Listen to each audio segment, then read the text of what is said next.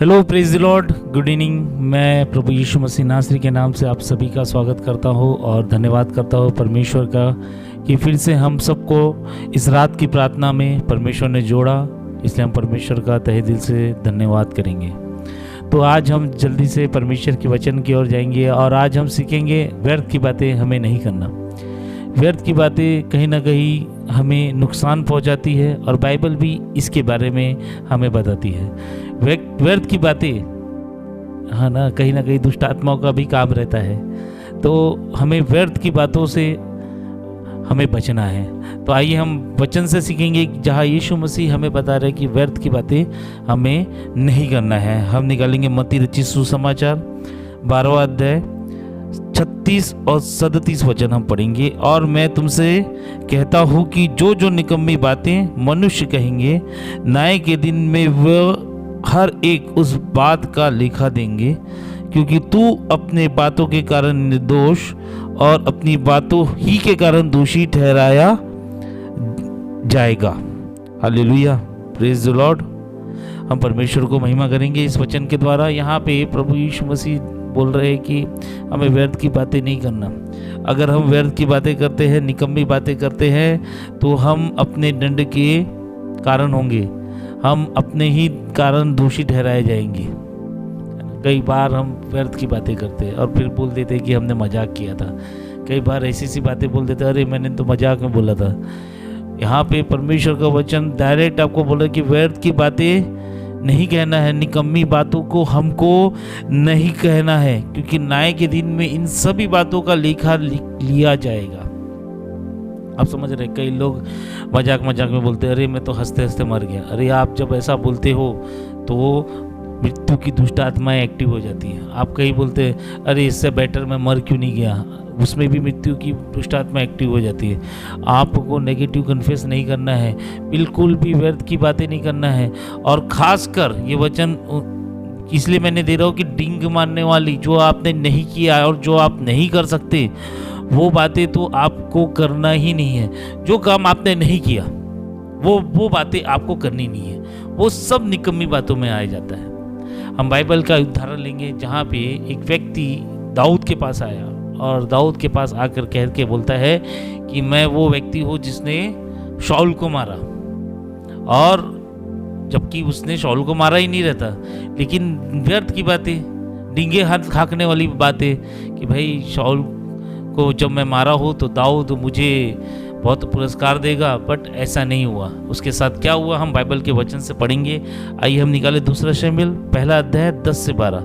तब मैंने ये निश्चय जान लिया, वो पुरुष कह रहा है, तब मैंने वो निश्चय जान लिया कि वो गिर जाने के पश्चात नहीं बच सकता, शाऊल गिर जाने के पश्चात नहीं बच सकता। उसके पास खड़े होकर उसे मार डाला, और मैं उसके सिर का मुकुट और उसके हाथ का कंगन लेकर यहाँ अपने प्रभु के पास आया हूँ। तब दाऊद ने अपने कपड़े पकड़कर फाड़े, और जितने पुरुष उसके संग थे उन्होंने भी वैसा ही किया। और वे शाऊल और उसके पुत्र यूनातन और यहोवा की प्रजा और इज़राइल के घराने के लिए छाती पीटने और रोने लगे, और साँझ तक कुछ ना खाया। इस कारण वे तलवार से मर गए थे। आगे वचन कहता है, 13 वचन कहता है, फिर दाऊद ने उस समाचार देने वाले जवान से पूछा, तू कहाँ का है? उसने कहा, मैं तो परदेसी का बेटा अर्थात अमेलेकी हूँ। दाऊद ने उससे कहा, तू यहोवा के अभिषेक को नष्ट करने के लिए हाथ बढ़ाने से क्यों नहीं डरा? तब दाऊद ने एक जवान को बुलाकर कहा, निकट जाकर उस पर प्रहार कर। तब उसने ऐसा मारा, वो मर गया।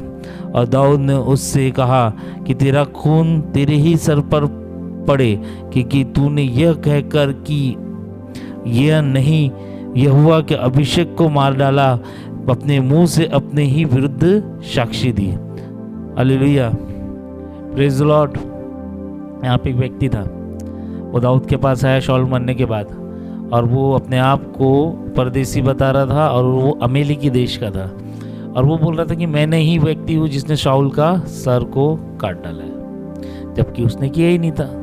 वो जबरदस्ती निकम्मी बातें, ढींगे मारने वाली बातें कर रहा था। और दाऊद ने क्या किया, उसने अभिषेक को मारा है, इसीलिए उसको मरवा डाला। और वो क्या बोला, इसका दोष उसी पे पड़े, क्योंकि उसने अपने मुंह से खुद ये बातें कही है। जबकि हम बाइबल पढ़ेंगे तो शाऊल अपने खुद के कारण मरा। शाऊल ने आत्महत्या की। आइए हम बाइबल का वचन निकालेंगे, पहला शमूएल 31 अध्याय 8 और 9 वचन। दूसरे दिन जब पलिश्ती मारे के माल को लूटने आए, तब उनमें उनको शाऊल और उसके तीनों पुत्र गिलाबो पहाड़ पर पड़े हुए मिले। तब उन्होंने शाऊल का सिर काटा और हथियार लूट लिए, और पलिश्तियों के देश के सब स्थानों दूतों को इसलिए भेजा कि उनके दिवालियों के और साधारण लोगों में ये सुसमाचार देते जाए। यहाँ पे शाऊल, आप उससे 2 वचन और पहले पढ़ोगे तो उसमें खुद अपनी तलवार में जाकर वो जा मरता है। लेकिन यहाँ पे पलिश्ती जो उसकी बॉडी देखता है वो उनका सर काटता है। पलिश्ती ने शाऊल का सर काटा, लेकिन यहाँ अमेरिकी व्यक्ति बोलता है कि मैंने शाऊल का सर काटा, मैंने शाऊल को मारा। और इस ढींगे मारने के चक्कर में, इस बेवर्थ की बातें करने के चक्कर में, इस निकम्मी बातें करने के चक्कर में वो अपने जान से हाथ धो बैठा। प्रियो, सबसे पहले तो हमें निकम्मी बातें करनी नहीं है। जैसे वचन बोल रहा है मत्ती रचित सुसमाचार में, और मैं तुमसे सच कहता हूँ कि जो जो निकम्मी बातें मनुष्य कहेंगे न्याय के दिन में, वो हर एक का लिखा देंगे, क्योंकि तू अपनी बातों के कारण निर्दोष और अपनी बातों ही के कारण दोषी ठहराया जाएगा। है ना, हम अपनी बातों के कारण ही निर्दोष और अपनी बातों के कारण ही दोषी ठहर सकते हैं।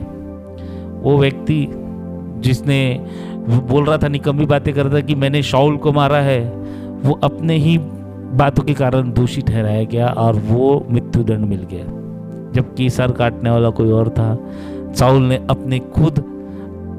अपने आप से आत्महत्या की, लेकिन वो जाके वहाँ पे दाऊद के सामने वो डिंगे मार रहा था, निकम्मी बातें करता कि मैंने मारा। देखिए सर, मैं आप सभी को मैं विनती करूँगा कि हम परमेश्वर के लोग हैं, हम आत्मिक लोग हैं। हमें कभी व्यर्थ की बातें, निकम्मी बातें तो करनी नहीं है। खासकर परमेश्वर के दासों के विषय में तो कभी नहीं करनी कि परमेश्वर का दास ऐसा है वैसा है, जबकि आपने कुछ नहीं किया तब तो और नहीं करना है कुछ भी।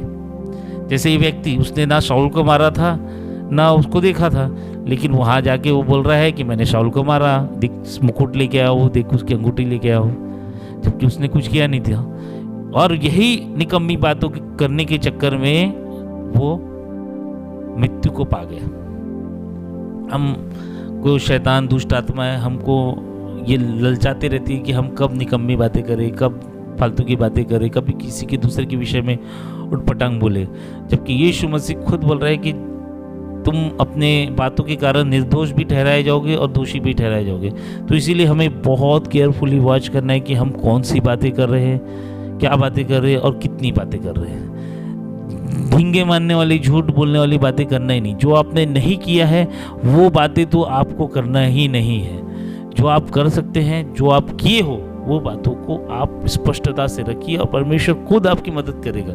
लेकिन जो आपने नहीं किया है वो बातें बिल्कुल भी मत कीजिए। शायद उस व्यक्ति की तरह हम भी अपनी मुसीबतों का सामना कर सके ऐसी व्यर्थ बातों को करने के चक्कर में, है ना।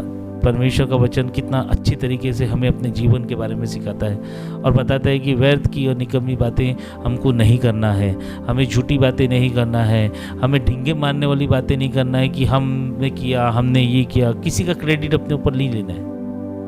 परमेश्वर हर बातों को जानता है और परमेश्वर का वचन जो लिखा है वो सरासर जीवित वचन है और वो खरा उतरता है। कैसे हमने देखा, दाऊद के ने उस ढींगे मारने वाले, उस निकम्मी बातें करने वाले व्यक्ति को मरवा डाला और खुद बोलता है कि इसका दोष वो खुद ही लिया क्योंकि उसने अपने मुंह से ये बातें की। Hallelujah, praise the Lord.